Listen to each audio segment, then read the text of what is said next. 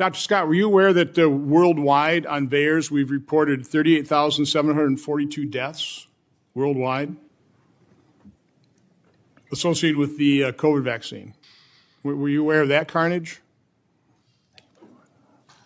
I'm not aware of that figure in particular, no. In America, I believe the number 19,000, correct?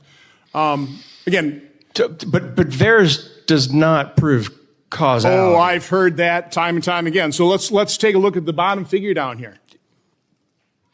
Of those 38,000 deaths, 9,252, 23.9%, let's call it 24%, occurred on the day of vaccination or within 1 or 2 days.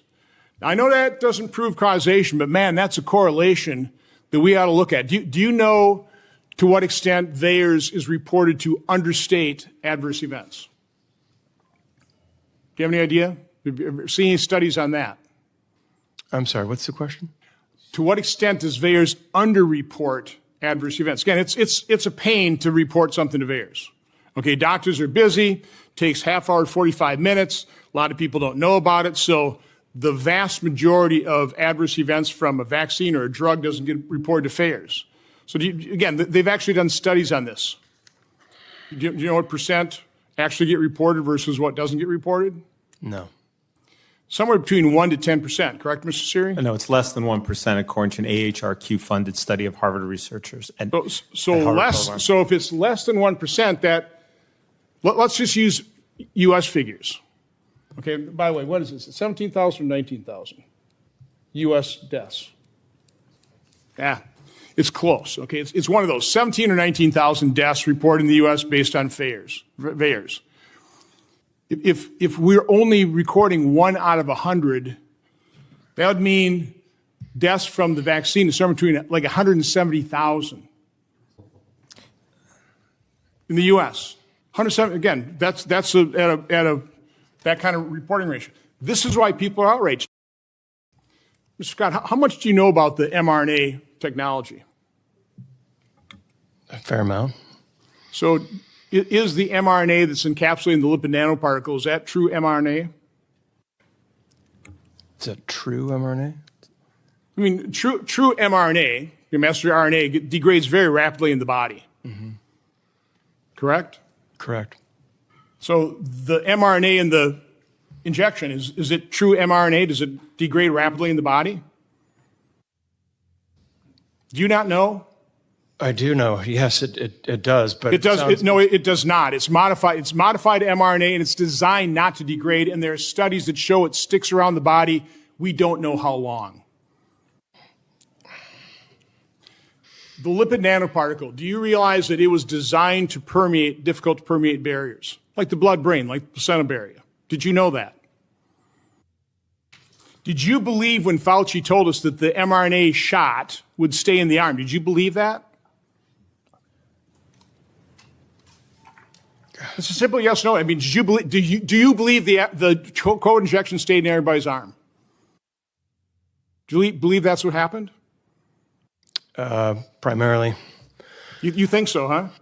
Were you aware of the Japanese FOIA of the study that was conducted of biodistribution where in rats it biodistributed all over the body, accumulated in the adrenal glands, in the ovaries?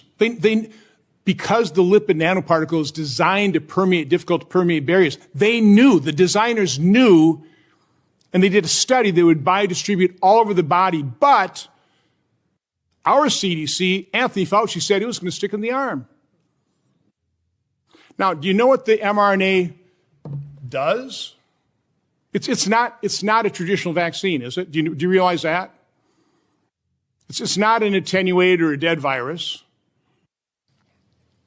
It's messenger RNA, modified RNA, that's encapsulated in a lipid nanoparticle that distributes all over the body, and when it attaches to a cell, it unloads its mRNA into the cell and turns the cell into a manufacturing cell of a protein that is toxic to it. Do you realize that? Are you aware of that? I mean, just yes or no. I mean, do you know that or not? Because I talk to a lot of doctors who don't have a clue. I know a fair amount about the mRNA vaccines. Do I know about all of these studies that you're referring to? This isn't No, a study. there's This is the basic operation. Do you know how it works? No. It doesn't appear like you do. Well, so again, why would we have why would we have almost 1.7 million adverse events, dramatically understating it? Why would we have that number of deaths? It's because these little lipid nanoparticles are distributed all over the body. They're attaching to cells. They're turning cells like a heart cell into a manufacturing site for the spike protein, which is toxic, and the body attacks it. It causes inflammation. That's what myocarditis is. And the designers of the injection knew it. And Anthony Fauci knew it, and he lied. That's why somebody like Mr. Rogers, Dr. Rogers, gets so upset and is outraged by the cover-up of this. That's the problem here. I've got a lot more to say.